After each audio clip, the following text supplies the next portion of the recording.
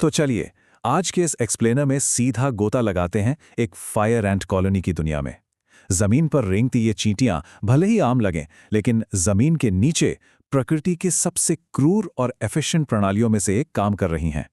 आइए एक अकेली वर्कर एंट के नजरिए से इस पूरी व्यवस्था को डिकोड करते हैं और देखते हैं कि ये सब कितना हैरान करने वाला है। ये हाई स्टेक सफर शुरू होता है बिल्कुल उसी सेकंड जब एक अंडा फूटता है। सच कहूं तो एक नए लार्वा के पास खुद को साबित करने के लिए सिर्फ और सिर्फ 30 सेकंड होते हैं।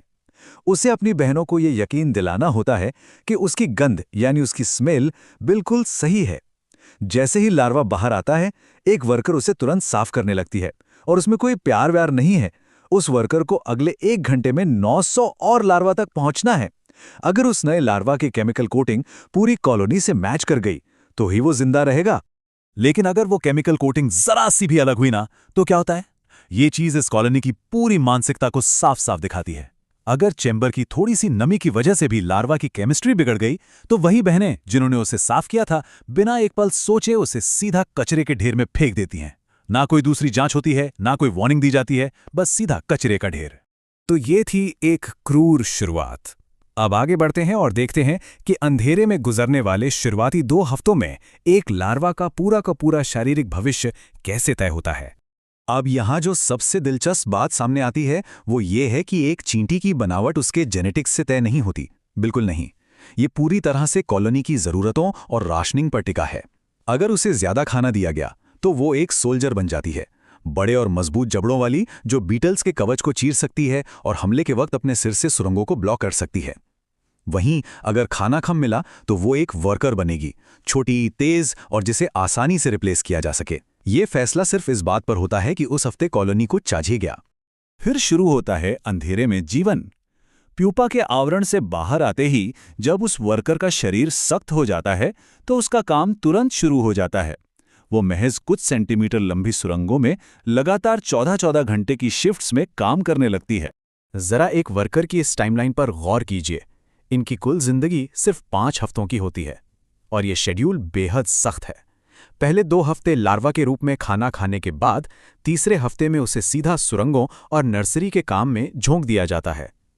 चौथे हफ्ते तक वो बाहर निकलकर खाना लाती है या रक्षा करती है और 5वें हफ्ते में उसकी मौत हो जाती है और उसे कचरे के ढेर में डाल दिया जाता है। 5 हफ्ते पूरे होने पर वो किसी चोट या हमले से नहीं मरती, बस उसका ईंधन खत्म हो जाता है और चलते चलते उसके पैर अचानक रुक जाते हैं। वो सुरंग के बीचों बीच खड़ी रह जाती है और फिर कोई दूसरी वर्कर बड़े ही आराम से उसे उठाती है और बिना किसी रुकावट के मरे हुए लोगों के ढेर में छोड़ आती है। और हाँ, इस पूरी व्यवस्था में इनोवेशन या नया सोचने के लिए कोई जगह नहीं है, कोई इनाम नहीं है। मान लीजिए अगर किसी वर्कर ने कोई शॉर्टकट ढूंढ लिया जिससे उसका 4 मिनट का रास्ता बच जाए, तो क्या उसे आराम मिलेगा? बिल्कुल नहीं। कॉलोनी कोई शाबाशी नहीं देती, बल्कि उसे उसी रास्ते पर और ज्यादा काम पर लगा दिया जाता है। कुछ समय बाद चींटी का रोल बदलता है। अब वो एक फोरेजर यानी भोजन तलाशने वाली के रूप में पहली बार बाहरी दुनिया में कदम रखती है। एक ऐसी दुनिया जो उसके लिए किसी भट्टी जैसी गर्म और विशाल है, जहां घास का एक तिनका भी गगनचुंबी इमारत जैसा लगता है। भले ही इस वर्कर का वजन चावल के एक दाने से भी कम हो, लेकिन ये अपने साथ एक ऐसा अनोखा जहर लेकर चलती है जो स्किन को बुरी तरह जला सकता है। सच कहा जाए तो डर बिल्कुल असली है, बस वो डर किसी एक चींटी का नहीं है। लाखों चींटियां एक साथ मिलकर अपने जहर के दम पर आर्माडिलो, हिरण और बड़े बड़े शिकारियों तक को खदेड़ देती हैं। तो अब सवाल ये उठता है कि किसी विशालकाय शिकारी को भगाने में इस कॉलोनी को आखिर कितना वक्त लगता होगा? जब जमीन कांपने लगती है और एक पहाड़ जैसा एंटीहीटर उनके टीले को तोड़ता है, तो ये चींटियां डरकर भागती नहीं हैं। वो सीधा उस खतरे पर टूट पड़ती हैं। और ये हमें एक बेहद चौंकाने वाले आंकड़े तक ले जाता है। सिर्फ 8 मिनट। यकीन मानिए, अलार्म फेरोमोन के हवा में फैलने के ठीक 8 मिनट के अंदर करीब 400 वर्कर्स उस एंटीहीटर की नाक पर डंक मार चुकी होती हैं, उसे वहां से भागने पर मजबूर कर चुकी होती हैं और तो और उस टूटी हुई दीवार को वापस मिट्टी से पूरी तरह पैक भी कर चुकी होती हैं। सब कुछ इतनी तेजी से होता है।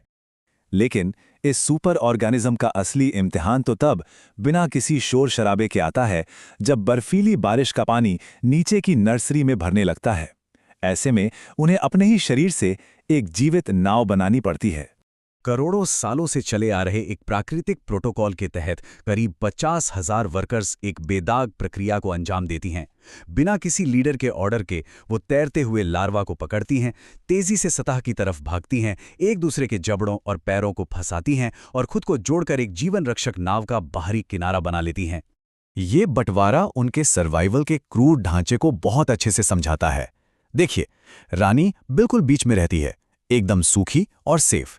अंदर वाली वर्कर्स फंसी हुई हवा के सहारे सुरक्षित रहती हैं, लेकिन जो वर्कर्स बाहरी किनारे पर होती हैं, उन्हें उस बर्फीले पानी में आधा डूबकर रहना पड़ता है और भूखी मछलियों से भी बचना होता है। कॉलोनी को बचाने के लिए उनका ये रिस्क उठाना पहले से तय होता है। और फिर आता है एक क्रूर अंत। खुले पानी के इस खौफनाक सफर से बचकर किसी पेड़ की जड़ तक पहुंचने के बाद भी कोई आराम नहीं मिलता। जो वर्कर्स बच गई हैं, वो अपने पानी से भीगे हुए शरीर से ही तुरंत एक नया टीला खोदना और सप्लाई लाइंस को फिर से चालू करना शुरू कर देती हैं। इस पूरे ऑपरेशन के स्केल को समझने के लिए जरा इन नंबरों को देखिए। 1 एकड़ जमीन में ऐसी 300 कॉलोनियां हो सकती हैं। एक कॉलोनी में 5 लाख वर्कर्स, और रानी चींटी हर रोज बिना थके 1500 अंडे देती है। ये आंकड़े सच में दिमाग चकरा देने वाले हैं। यहाँ ये समझना बहुत जरूरी है कि ये पूरी कॉलोनी दरअसल एक सुपर ऑर्गेनिज्म है, यानी एक ऐसा सिस्टम जो किसी एक चींटी की जिंदगी की परवाह नहीं करता। वो बस डेंसिटी, केमिकल प्रेशर और वॉल्यूम का हिसाब रखता है। अगर बाढ़ में वर्कर्स कम हो गईं, तो रानी बस अपने अंडों का प्रोडक्शन बढ़ा देती है। इसका सीधा मतलब है कि हर एक वर्कर पूरी तरह से रिप्लेसेबल है। बाढ़ के 3 दिन बाद बाहरी किनारे पर रही उस वर्कर पर ठंड का असर आखिर दिखने ही लगता है। एक लार्वा को ढोते धोते अचानक उसके पैर काम करना बंद कर देते हैं। सामने के पैर तो चल रहे होते हैं, लेकिन पीछे के पैर जमीन पर घिसटने लगते हैं और वो वहीं सुरंग में गिर पड़ती है। 15 मिनट बाद एक दूसरी बहन उसे उठाती है और बाढ़ के बाकी शिकार हुए लोगों के साथ रेफ्यूज चैम्बर में डाल आती है। काम का ये सिलसिला 1 सेकंड के लिए भी नहीं थमता। उनकी कतार कभी नहीं रुकती। और ठीक उसी पल नीचे नर्सरी में एक बिल्कुल नया अंडा टूटता है। प्रकृति की इस अचूक और क्रूर एफिशिएंसी को देखकर ये पूरा विश्लेषण हमें एक विचलित करने वाले सवाल के साथ छोड़ जाता है। एक ऐसी कॉलोनी जो लगभग अमर है, क्या उसमें कभी किसी एक इंडिविजुअल की जिंदगी का सच में कोई मोल होता है? इस पर जरूर सोचिएगा।